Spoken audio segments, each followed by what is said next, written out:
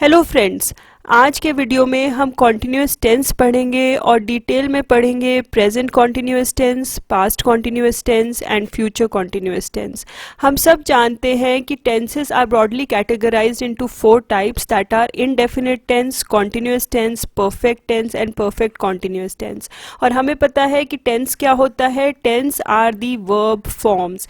These verb forms it tells the time of action, कि किस time पर action हो रहा है, प्रेजेंट टाइम में हो रहा है, पास्ट टाइम में हो रहा है कि फ्यूचर टाइम में हो रहा है। फ्रेंड्स, इनडेफिनिट टेंस में डिटेल में एक वीडियो बनाई गई है। If you are interested you can watch that video, the link will be given in the description box. आज हम डिटेल में पढ़ेंगे continuous tense. Now before starting the video lecture, please do hit the like, share and subscribe button if you like this video and find it useful. So let us start. Now what is present continuous tense? Now present continuous tense का मतलब क्या होता है? Continuous का मतलब होता है कोई चीज़ लगातार होना, और present means present time, जो आज का टाइम है उस पे कोई काम continuously होना, उसको हम present continuous tense के अंडर लिखते हैं। अब प्रेजेंट कॉन्टिन्यूअस टेंस में हम डिटेल में पढ़ेंगे इसके सेंटेंस स्ट्रक्चर्स, इसके यूजेस, इसके examples and then we'll practise with some practice examples और कुछ एक्सरसाइजेस करेंगे ताकि हम डिटेल में प्रेजेंट कॉन्टिन्यूअस टेंस को अच्छे ढंग से समझ सकें। पहले देख लेते हैं इसके सेंटेंस स्ट्रक्चर। अब सेंटेंस फॉर्मेशन पे भी डिटेल में एक वीडियो पहले बनाई गई है। हम क्विकली रिकैप कर लेते हैं कि सेंटेंसेस कितने टाइप्स के होते हैं। सेंटेंसेस 3 टाइप्स के होते हैं। The first one is the affirmative sentence, second is the negative sentence and the third one is the interrogative sentence. अब वन बाय वन इन सेंटेंसेस को देख लेते हैं कि प्रेजेंट कॉन्टिन्यूअस टेंस में हम कैसे लिखेंगे। पहले तरीके का सेंटेंस होता है एफर्मेटिव सेंटेंस। अब एफर्मेटिव सेंटेंसेस क्या होते हैं? एफर्मेटिव सेंटेंसेस वो होते हैं जो बिल्कुल सिंपल सेंटेंसेस होते हैं, जो फुल स्टॉप से एंड होते हैं, उन्हें हम बोलते हैं affirmative sentences. Affirmative sentences statement type sentences होते हैं और प्रेजेंट कॉन्टिन्यूअस टेंस में लिखने के लिए इसको एक रूल फॉलो करते हैं। पहले हम लिखते हैं इसमें सब्जेक्ट, फिर लिखेंगे हम इज, एम या फिर आर। इज हम नॉर्मली लिखते हैं जब सिंगुलर सब्जेक्ट होता है, आर हम लिखते हैं जब प्लूरल सब्जेक्ट होता है, और एम तब लिखते हैं जब सब्जेक्ट हम आई लगाते हैं। और फिर उसके बाद verb form, that is V4 form of verb लगाएंगे। V4 फॉर्म ऑफ वर्ब क्या होता है? जो एक रूट फॉर्म ऑफ वर्ब है या बेस फॉर्म ऑफ वर्ब है, जब उसके साथ हम ING लगाते हैं तो वो बन जाता है V4 फॉर्म ऑफ वर्ब। अब इन एफर्मेटिव सेंटेंसेस को देख लेते हैं कुछ एग्जाम्पल्स के साथ। जैसे पहला एग्जाम्पल है आई एम प्लेइंग। अब आई एम प्लेइंग का मतलब है मैं खेल रहा हूँ या मैं खेल रही हूँ। अब यहाँ पर देखिए according to the rule I यहाँ पर सब्जेक्ट है, उसके साथ हमने एम लगाया है, और फिर प्ले यहाँ पर रूट फॉर्म ऑफ वर्ब है और उसके साथ हमने ING लगा के इसको V4 फॉर्म ऑफ वर्ब कर दिया। तो ये बन जाएगा आई एम प्लेइंग, मैं खेल रही हूँ। मीन्स ये प्रेजेंट में कॉन्टिन्यूसली ये काम हो रहा है, तो इसीलिए इसको हम प्रेजेंट कॉन्टिन्यूअस टेंस के अंडर लेते हैं। अब सेकेंड एग्जाम्पल देख लेते हैं। इसमें आप फ्रेंड्स देखिए I have just change the subject. यहाँ पर यू आया है, यू के साथ हमने लगा दिया आर। यू एक प्लूरल सब्जेक्ट है और इसके साथ हमने आर लगाया है, और यहाँ पर V4 form of verb playing लगाया है। Then comes one more sentence. अब यहाँ देखिए ये थर्ड फॉर्म ऑफ सब्जेक्ट है ही, और ही हमेशा सिंगुलर सब्जेक्ट होता है, तो इसके साथ हमने इज लगाया है, and then V4 form of verb he is playing, वो खेल रहा है। Now let us move on to the negative sentences. Negative sentences होते हैं नॉट वाले सेंटेंसेस। जो नहीं वाले सेंटेंसेस होते हैं उसको हम नेगेटिव सेंटेंसेस के अंडर लेते हैं। Now let us see it's rule. Friends, इसका रूल तकरीबन सेम ही रहता है, बस फ़र्क ये होता है कि इसमें तीसरे नंबर पर नॉट लगता है। पहले हम सब्जेक्ट लगाते हैं, फिर is, am, are depending upon की सिंगुलर की प्लूरल सब्जेक्ट है, फिर थर्ड नंबर पर नॉट लगता है, and then V4 form of verb that is the root form of the verb with ING। अब इसको हम एग्जाम्पल से समझ लेते हैं। पहला एग्जाम्पल है आई एम नॉट प्लेइंग। तो आई यहाँ पर सब्जेक्ट है, फिर हमने एम लगाया, फिर नॉट थर्ड नंबर पे लग गया, और फिर V4 form of verb that is play हमारा बेस फॉर्म है और उसके साथ हमने ing लगाया है. सो आई एम नॉट प्लेइंग, मैं खेल नहीं रही हूँ. और यहाँ पर हम कॉन्ट्रैक्शन लगा सकते हैं आई एम का आई एम. अब जो कॉन्ट्रैक्शंस होती है फ्रेंड्स वो नॉर्मली हम इनफॉर्मल राइटिंग या फिर वाइल स्पीकिंग यूज़ करते हैं, कभी भी हम फॉर्मल राइटिंग में कॉन्ट्रैक्शंस का यूज़ नहीं करते. तो अगर हमने इसको बहुत फ्लुएंटली बोलना है इसी सेंटेंस को with contraction, we can say like I am not playing. So how you'll speak, I am not playing. अब नेक्स्ट सेंटेंस देख लेते हैं, ही इज़ नॉट प्लेइंग. अब इसमें सिर्फ हमने सब्जेक्ट चेंज किया है, थर्ड फॉर्म है सब्जेक्ट का, तो इसीलिए यहाँ पर हमने इज़ लगाया है एंड थर्ड नंबर पर नॉट लगा है एंड देन प्लेइंग. अब इज़ नॉट को कॉन्ट्रैक्ट करके हम लिख सकते हैं इज़ंट, तो हम बोल सकते हैं इसे ही isn't playing. Next is they are not playing. तो they यहाँ पर प्लूरल सब्जेक्ट है इसीलिए यहाँ पर are लगेगा एंड थर्ड नंबर पर not, एंड सेम यहाँ पर playing that is V4 form of verb, और are not को कॉन्ट्रैक्ट करके हम लिख सकते हैं यहाँ पर aren't, तो हम बोल सकते हैं इसे they aren't playing. Now let us friends move on to the third category of sentence structures that are interrogative sentences. अब interrogative sentences क्या होते हैं, ये question sentences होते हैं जिसके लास्ट में हम question mark लगाते हैं, वो होते हैं interrogative sentences. इनको लिखने के लिए जो रूल फॉलो होता है उसमें पहले क्या होगा, इसमें पहले is एम या फिर आर लग जाएगा डिपेंडिंग अपॉन कि सब्जेक्ट सिंगुलर है कि प्लूरल है, फिर दूसरे नंबर पे सब्जेक्ट आता है और फिर उसके बाद V4 फॉर्म ऑफ वर्ब लगेगा एंड लास्ट में हम इसको एंड करेंगे विद द क्वेश्चन मार्क. चलिए इसको एग्जाम्पल से समझ लेते हैं. इसका पहला एग्जाम्पल है आर दे प्लेइंग, क्या वो खेल रहे हैं. तो यहाँ पर आर हमने शुरू में लगाया है क्योंकि सब्जेक्ट यहाँ दे लगा हुआ है, तो इसीलिए are they playing, this is the V4 form of verb and we have ended the sentence with a question mark. तो ये एक question वाला sentence बन गया, are they playing, क्या वो खेल रहे हैं. अब अगला इंटेरोगेटिव सेंटेंस देख लेते हैं, this is where are they playing. अब यहाँ पर हमने WH क्वेश्चन लगाया है, तो जो ये रूल है इसमें क्या चेंज हो जाएगा, यहाँ पर WH क्वेश्चन वर्ड लग जाएगा, फिर उसके बाद इज एम आर लगेगा, फिर सब्जेक्ट और फिर ING फॉर्म ऑफ वर्ब. तो यहाँ पर हमने पहले WH क्वेश्चन वर्ड लगा दिया वेयर, फिर उसके बाद हमने लगाया आर. आर क्यों लगाया, क्योंकि यहाँ पर दे लगा हुआ है, दे यहाँ पर प्लूरल है तो इसके साथ आर लग जाएगा, और फिर V4 form of verb. Where are they playing, वो कहाँ खेल रहे हैं. Now let us move on to the present continuous tense uses, कि प्रेजेंट कॉन्टिन्यूअस टेंस कहाँ कहाँ पर यूज होता है, कहाँ कहाँ पर हम इसे अप्लाई कर सकते हैं, उसको देख लेते हैं. Now the first use of present continuous tense is to express an action that is going on, जो एक्शन चल रहा है और इज इन प्रोग्रेस या फिर वो प्रोग्रेस में है eight the present time. So friends remember about this कि जो प्रेजेंट टाइम में एक्शन चल रहा है या फिर प्रोग्रेस में है उसको एक्सप्रेस करने के लिए हम प्रेजेंट कॉन्टिन्यूअस टेंस का यूज करते हैं.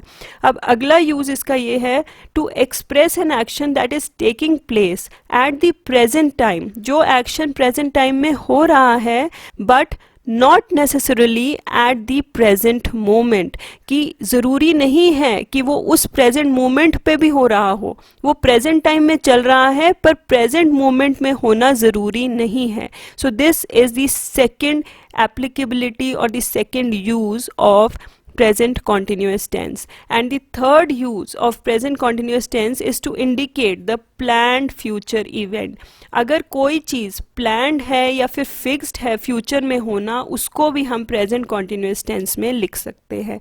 तो चलिए one by one इन यूजेस को स्टडी करते हैं डिटेल में विद देयर एग्जाम्पल्स.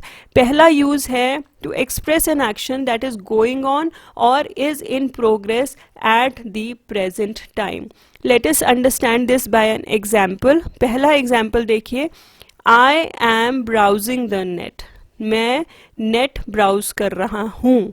तो I is the subject, am यहाँ पर हमने आई के साथ लगाया है, this is the V4 form of verb, browse का बन गया ब्राउजिंग और ये ऑब्जेक्ट हो गया and you have ended it with the full stop. तो ये सिंपल एफर्मेटिव सेंटेंस है. अब यहाँ पर देखिए ये एक्शन प्रेजेंट टाइम में और प्रोग्रेस हो रहा है प्रेजेंट टाइम में. So I am browsing the net, मैं नेट ब्राउज कर रहा हूँ, प्रेजेंट टाइम में मैं इसको ब्राउज कर रहा हूँ, तो इसीलिए ये प्रेजेंट कॉन्टिन्यूअस टेंस का एग्जाम्पल होगा. अब एक और एग्जाम्पल देख लेते हैं. मदर इज कुकिंग डिनर, माँ खाना बना रही है. तो यहाँ पर फ्रेंड्स जो खाना बन रहा है वो प्रेजेंट टाइम में हो रहा है और प्रोग्रेस में है, तो इसीलिए ये भी प्रेजेंट कॉन्टिन्यूअस टेंस में है. Mother is the subject, is यहाँ पर इसलिए यूज़ हुआ है क्योंकि ये थर्ड फॉर्म है.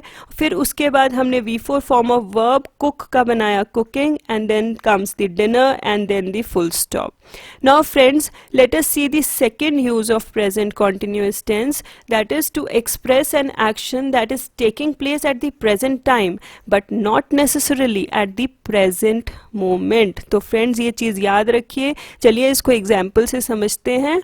पहला एग्जाम्पल इसका देख लेते हैं. She is preparing a project on endangered animals. वह एक प्रोजेक्ट प्रिपेयर कर रही है एंडेंजर्ड एनिमल्स पर. तो यहाँ पर ये जो एक्शन हो रहा है वो प्रेजेंट मोमेंट में नहीं हो रहा, वो प्रेजेंट टाइम में चल रहा है.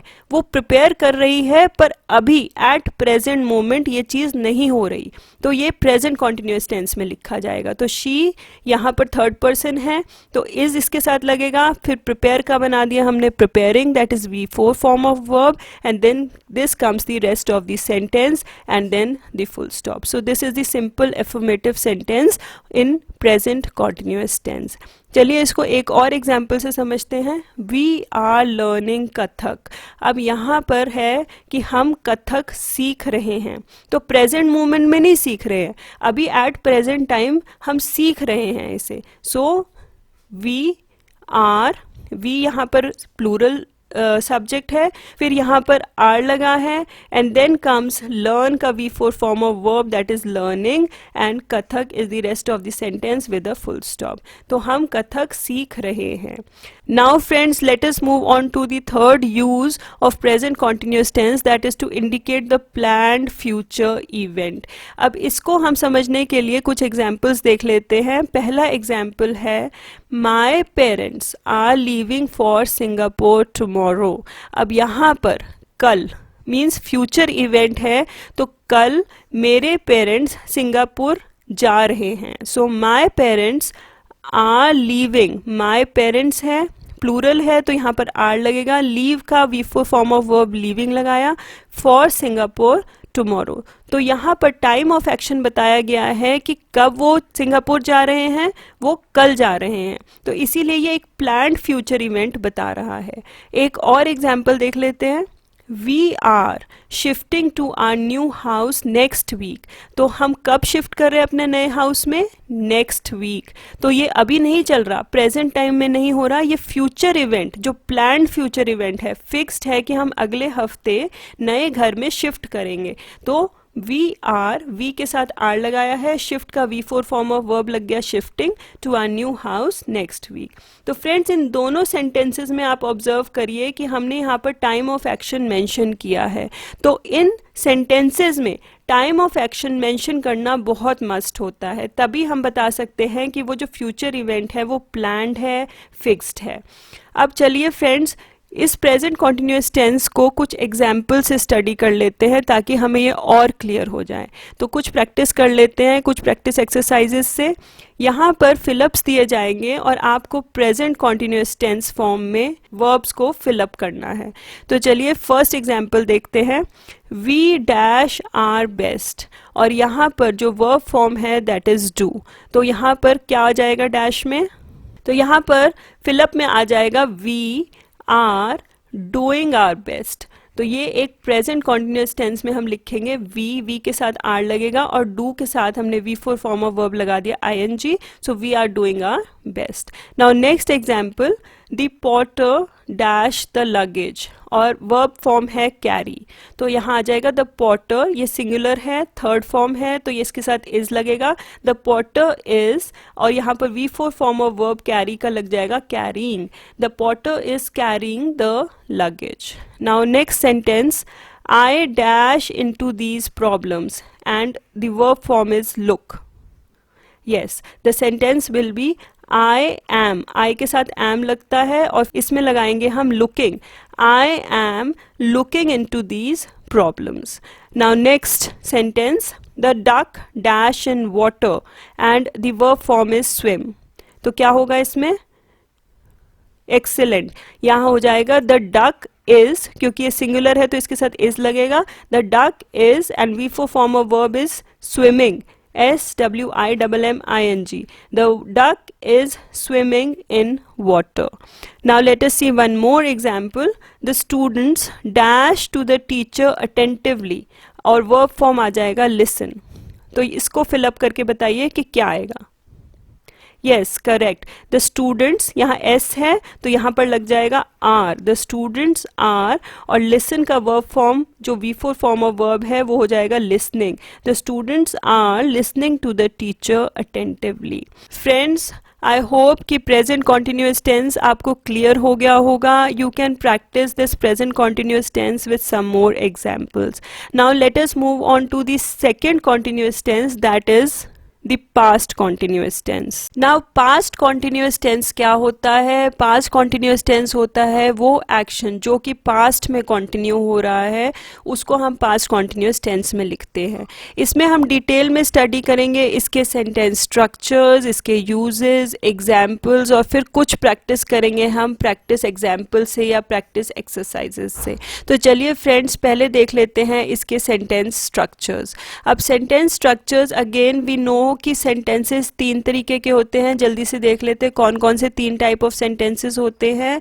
पहला होता है एफर्मेटिव सेंटेंस, सेकंड होता है नेगेटिव सेंटेंस और थर्ड होता है इंटेरोगेटिव सेंटेंस। तो एक एक करके इन सेंटेंसेस को देख लेते हैं कि पास्ट कॉन्टिन्यूअस टेंस में हम इन सेंटेंसेस को कैसे फ्रेम करेंगे।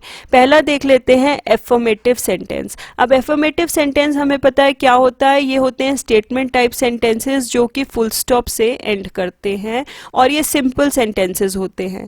अब इनको फ्रेम करने के लिए जो रूल फॉलो होता है उसमें क्या होता है, इसमें लगता है सब्जेक्ट पहले, फिर उसके बाद वॉज और वर लगेगा। क्योंकि ये पास्ट के सेंटेंसेस हैं इसीलिए वॉज हमेशा सिंगुलर सब्जेक्ट के साथ और वर हमेशा प्लूरल सब्जेक्ट के साथ, और फिर उसके बाद V4 फॉर्म ऑफ वर्ब लगेगी। V4 फॉर्म ऑफ वर्ब हमें पता है क्या होता है, ये होता है base form of verb plus ING और लास्ट में हम इसको एंड करेंगे विद अ फुल स्टॉप। तो चलो इसको एग्जाम्पल से समझ लेते हैं। पहला एग्जाम्पल है आई वॉज प्लेइंग। अब इसको हिंदी में कैसे बोलेंगे, मैं खेल रहा था या मैं खेल रही थी। तो यहाँ पर सब्जेक्ट हो गया आई, उसके बाद हमने वॉज लगा दिया क्योंकि आई के साथ यहाँ पर हमने वॉज लगाया है, और फिर उसके बाद V4 form of verb that is playing. Play का हमने V4 फॉर्म बना दिया ING जोड़ के प्लेइंग। तो मैं खेल रहा था या मैं खेल रही थी। अब एक और एग्जाम्पल देख लेते हैं। यहाँ पर प्लूरल सब्जेक्ट है दे, तो इसके साथ हमने लगा दिया वर, तो दे वर प्लेइंग। तो यहाँ पर V4 फॉर्म ऑफ वर्ब लगाया, प्ले के साथ ING जोड़ के प्लेइंग, इसका मतलब हुआ वो खेल रहे थे। अब अगले सेंटेंसेस देख लेते हैं जिनको हम बोलते हैं नेगेटिव सेंटेंसेस। नेगेटिव सेंटेंसेस होते हैं नहीं वाले सेंटेंसेस या फिर नॉट वाले सेंटेंसेस, और इसमें जो रूल फॉलो होता है वो सेम होता है, बस इसमें थर्ड नंबर पर नॉट लगेगा।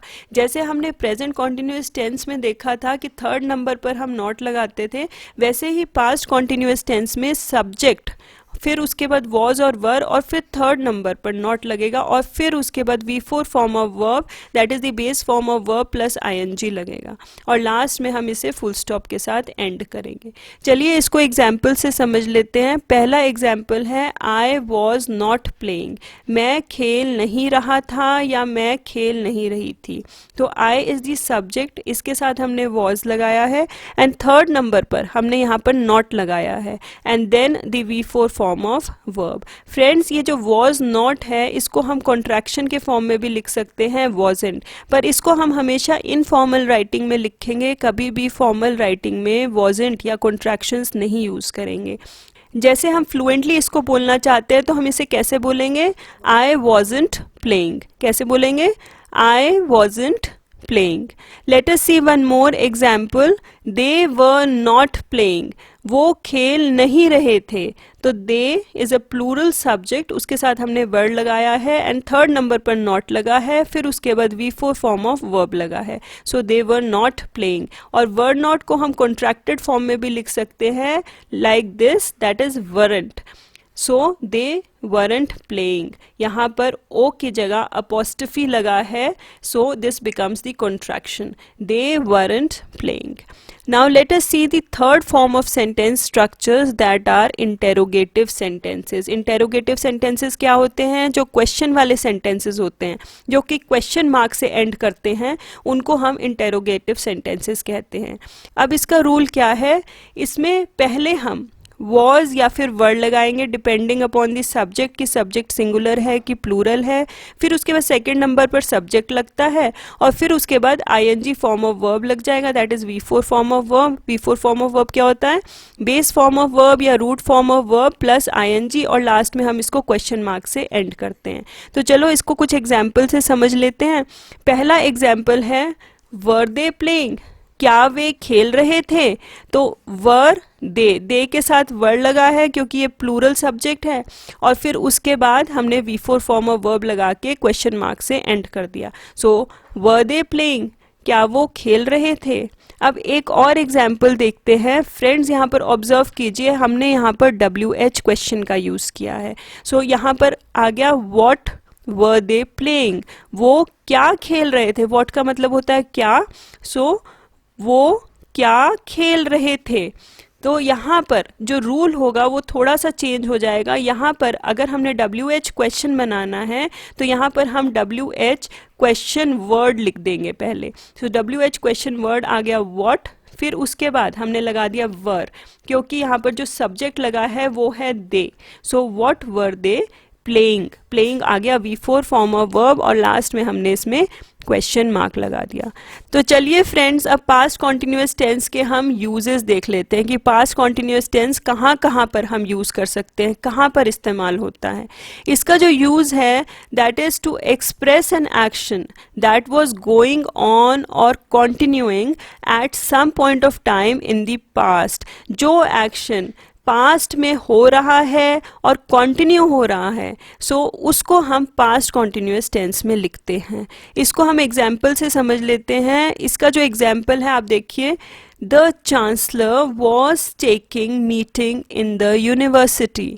तो यहाँ पर ये पास्ट कॉन्टिन्यूअस टेंस का एग्जाम्पल है। जो चांसलर है ये आ गया आपका सब्जेक्ट, वॉज टेकिंग, वॉज क्योंकि ये singular third form of subject है तो इसीलिए यहाँ पर वॉज लगा है, एंड टेक का V4 फॉर्म टेकिंग, यहाँ पर ई को हमने ड्रॉप कर दिया है and we have put ing। So the chancellor was taking meeting in the university.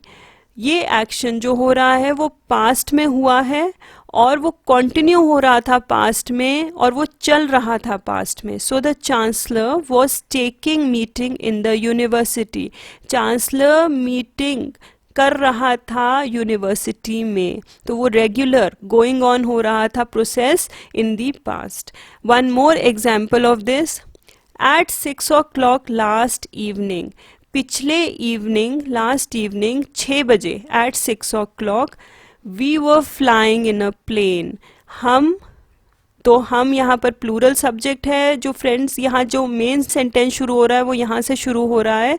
So we वर यहाँ पर इसलिए लगा है क्योंकि वी यहाँ पर प्लूरल सब्जेक्ट है। फिर उसके बाद flying, V4 form of verb of fly, flying in a plane. पिछले इवनिंग 6 बजे हम प्लेन में फ्लाई कर रहे थे, प्लेन में उड़ रहे थे।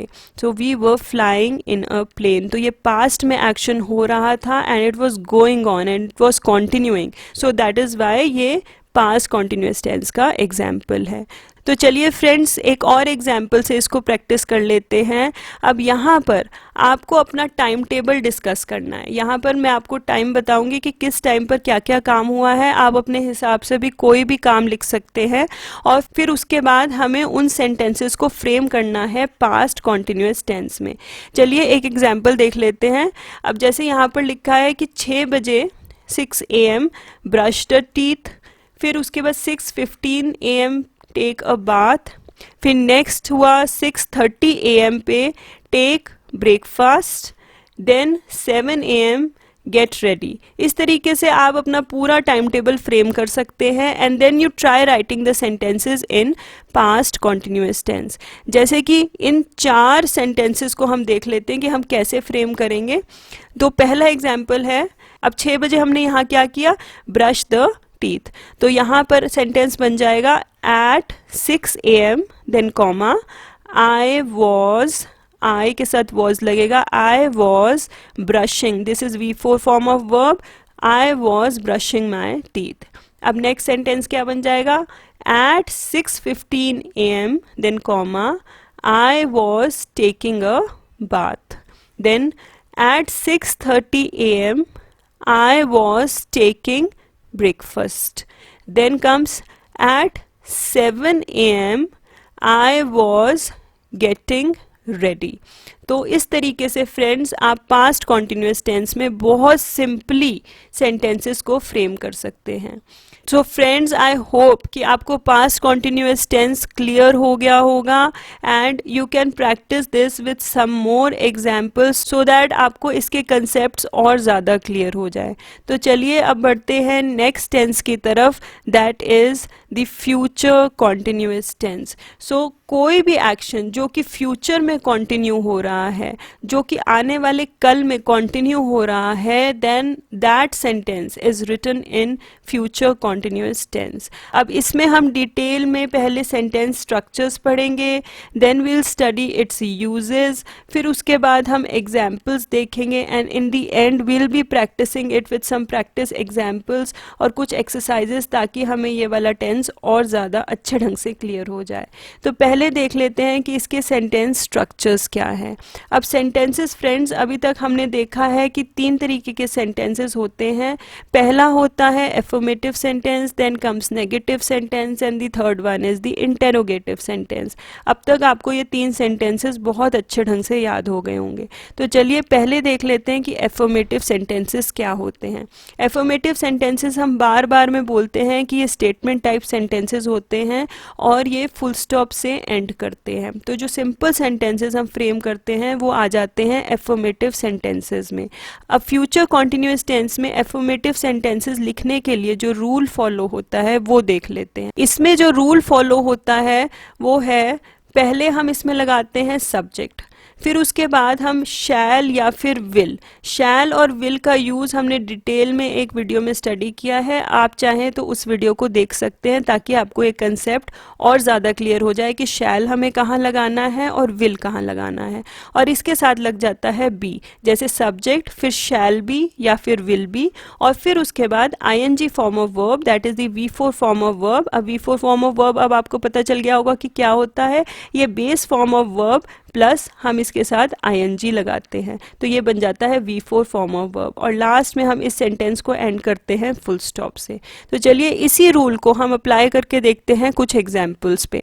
पहला एग्जाम्पल यहाँ पर है, आई शैल या विल बी प्लेइंग। तो आई के साथ आप शैल भी लगा सकते हैं या विल भी लगा सकते हैं, और ये डिपेंड करता है कंडीशन पे। जैसे अगर आपकी कोई विश है, आप इच्छा कर रहे हैं, तो आप शैल लगाएंगे, और अगर आप डिटर्मिन्ड हैं, आपने पक्का विश्वास कर लिया है कि आप खेलेंगे, तो आप विल लगाएंगे। तो कैसे बन जाएगा ये sentence, I shall be playing, मतलब अभी आपकी इच्छा है कि मैं शायद खेलूंगा पर पक्का नहीं है, या फिर आई विल बी प्लेइंग। तो इस तरीके से हम सेंटेंसेस को फ्रेम करेंगे। तो यहाँ पर आई हो गया सब्जेक्ट, फिर हमने शैल या फिर विल लगाएंगे, और फिर उसके बाद बी लगेगा, and then V4 form of verb play का बन जाएगा playing, and then we have ended with a full stop.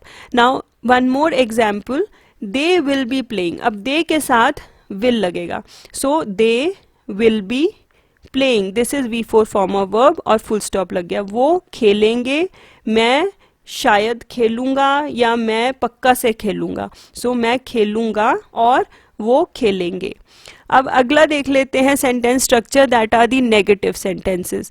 Negative sentences होते हैं नॉट वाले सेंटेंसेस, मींस नहीं वाले सेंटेंसेस, वो हो जाते हैं नेगेटिव सेंटेंसेस। अब नेगेटिव सेंटेंसेस को लिखने के लिए भी एक रूल फॉलो होता है। जो इसका रूल है, पहले हम इसमें लगाते हैं सब्जेक्ट, फिर उसके बाद शैल या विल, जैसे अभी हमने एफर्मेटिव सेंटेंसेस में कहा, और थर्ड नंबर पर नॉट लगेगा। फ्रेंड्स, ये याद रखना है कि हमेशा नेगेटिव सेंटेंसेस फ्रेम करते हुए, चाहे वो present continuous tense, past continuous tense या फिर फ्यूचर कॉन्टिन्यूअस टेंस में, थर्ड नंबर पर हमेशा नॉट लगता है और फिर उसके बाद बी लगेगा, and then V4 form of verb, that is the base form of the verb with ing, और फिर इसको एंड करेंगे हम विद अ फुल स्टॉप।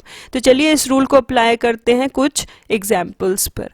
पहला एग्जाम्पल है I shall या will not be playing। अब यहाँ पर I is the subject, then shall या will डिपेंडिंग अपॉन कि सेंटेंस क्या कहता है। सो I shall not third number पर लगा है, I shall not be playing या फिर I will not be playing। और यहाँ पर shall not को हम शॉर्ट फॉर्म में लिख सकते हैं या कॉन्ट्रैक्टेड फॉर्म में लिख सकते हैं shan't, एंड will not को कॉन्ट्रैक्टेड फॉर्म में लिख सकते हैं हम won't। So I shan't be playing, I won't be playing। Now next example of this is they will not be playing, वो नहीं खेलेंगे। सो they is the subject, then comes will, और फिर थर्ड नंबर पर हमने यहाँ पर not लगाया है, फिर लगेगा be, और then V4 form of the verb. यहाँ पर अगेन will not की जगह हम इसका कॉन्ट्रैक्टेड फॉर्म वोंट लगा सकते हैं। फ्रेंड्स, ये बार बार में रिपीट हो रहा है कि जो कॉन्ट्रैक्टेड फॉर्म्स होते हैं वो कभी भी फॉर्मल राइटिंग में नहीं लिखे जाते, वो हमेशा इनफॉर्मल राइटिंग में ही लिखे जाते हैं। तो चलिए अब बढ़ते हैं next type of sentence structures, that are interrogative sentences या फिर क्वेश्चन सेंटेंसेस। क्वेश्चन सेंटेंसेस क्या होते हैं? जो कि क्वेश्चन मार्क से एंड करते हैं, तो वो हो जाते हैं इंटेरोगेटिव सेंटेंसेस।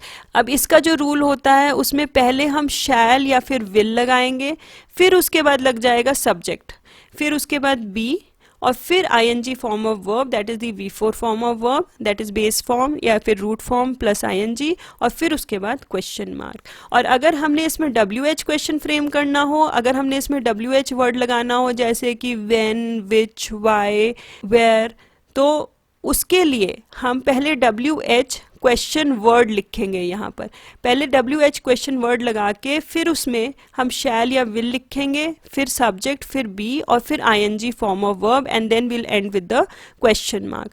अब चलिए इन दोनों इंटेरोगेटिव सेंटेंसेस को हम एग्जाम्पल से स्टडी कर लेते हैं। पहला एग्जाम्पल है विल यू बी प्लेइंग, क्या तुम खेलोगे? तो यहाँ पर यू है, यू के साथ विल लगाया है। सो पहले लग गया विल, फिर उसके बाद सब्जेक्ट लग गया यू, फिर थर्ड नंबर पे लगा यहाँ बी, और फिर उसके बाद V4 form of verb of play, that is playing, and then we have ended with a question mark. तो बिल्कुल जैसे हमने रूल में लिखा है वैसे ही हम सेंटेंस को फ्रेम करेंगे। अब अगला एग्जाम्पल हो गया WH क्वेश्चन का। अब यहाँ पर पहले हमने लगा दिया WH क्वेश्चन वर्ड, जैसे कि हमने यहाँ पर रूल में लिखा है कि पहले हम WH क्वेश्चन वर्ड लगा देंगे वेयर, फिर उसके बाद लगा सेकेंड नंबर पर will, then comes they, that is the subject, फिर उसके बाद be, and then ing form of verb, that is the V4 form of the verb, and then we have ended with a question mark। तो यहाँ पर where will they be playing, वो कहाँ पर खेलेंगे। तो इस तरीके से हम फ्यूचर कॉन्टिन्यूअस टेंस में इंटेरोगेटिव सेंटेंस स्ट्रक्चर्स को फ्रेम कर सकते हैं। अब फ्रेंड्स, फ्यूचर कॉन्टिन्यूअस टेंस को देख लेते हैं कि हम कहाँ कहाँ पर यूज़ कर सकते हैं, कहाँ कहाँ पर इस्तेमाल कर सकते हैं। तो फ्यूचर कॉन्टिन्यूअस टेंस का यूज़ है to express an action that will be going on और continuing at some point of time in the future। तो जो भी एक्शन जो फ्यूचर में चल रहा होगा या फिर कंटिन्यू होगा, जो फ्यूचर में होगा, then that is expressed in future continuous tense। Now let us study this with an example। इसका जो पहला एग्जाम्पल है, I will be doing my homework in the evening। मैं अपना होमवर्क शाम को करूँगा। सो आई इज़ द सब्जेक्ट यहाँ पर will be लगाया है, फिर उसके बाद do का V4 form of verb doing, and this comes the rest of the sentence and we have ended with a full stop. तो ये affirmative sentence हो गया. अब इसको देख लें कि ये जो काम है ये फ्यूचर में होगा और ये एक पॉइंट ऑफ टाइम तक कंटिन्यू रहेगा इन the future. So I will be doing my homework in the evening. मैं अपना होमवर्क शाम को करूँगा. Now next example, the president will be watching Republic Day parade. तो द प्रेजिडेंट, जो प्रेजिडेंट है विच इज़ द सब्जेक्ट, वो Republic day की परेड को देखेगा. तो ये फ्यूचर में होगा, विल भी लगा है और वॉच का V4 form of verb watching लगा है. तो ये फ्यूचर में काम होना है. At some point of time in the future it will continue. So the president will be watching Republic Day parade. Now friends, let us practice this future continuous tense with some exercises. तो यहाँ पर कुछ practice examples दिए हैं. यहाँ पर हमें fill up करने हैं with future continuous tense forms और verb forms हमें brackets में दिए गए होंगे. तो चलिए पहला example देख लेते हैं. I dash these books tomorrow और verb form यहाँ पर आ गया read. तो यहाँ पर क्या बन जाएगा, I के साथ होगा will, क्योंकि मैं बिल्कुल पक्का हूँ तो इसीलिए will लगाएंगे. अगर आप इसमें श्योरिटी नहीं है तो यहाँ पर shall भी लग सकता है. So I shall या फिर will be and then V4 form of verb of read, that is reading. I will be reading these books tomorrow or I shall be reading these books tomorrow. Now let us see one more example. The children dash when we get home and the verb form is sleep. बच्चे सो जाएंगे जब हम घर पहुंचेंगे. So the children क्या होगा यहाँ पर, the children will be, will लग जाएगा उसके साथ be and sleep का fourth form of verb, that is sleeping. The children will be sleeping when we get home. Now the next sentence, we dash these exercises next week and do. So we के साथ लगेगा will. So we will be doing these exercises next week. So यहाँ पर will be and do का V4 form of verb doing. So we will be doing these exercises next week. Now one more example. Tomorrow at this time we dash to Paris and fly is the verb form. So we will be flying to Paris.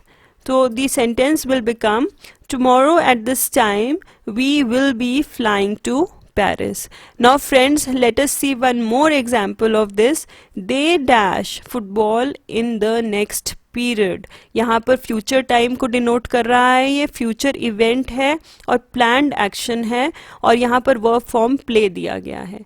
तो dash में क्या आ जाएगा, they will be playing football in the next period. So they will be playing football in the next period. So friends, that was it and all about future continuous tense. I hope that you found this video helpful and useful. अगर आपको ये video पसंद आई तो please इसे like और share करना मत भूलिएगा. और अगर आप इस चैनल पर नए हैं और अभी तक आपने सब्सक्राइब नहीं किया है so please support by subscribing the channel also. So thank you and bye bye until we meet in the next video.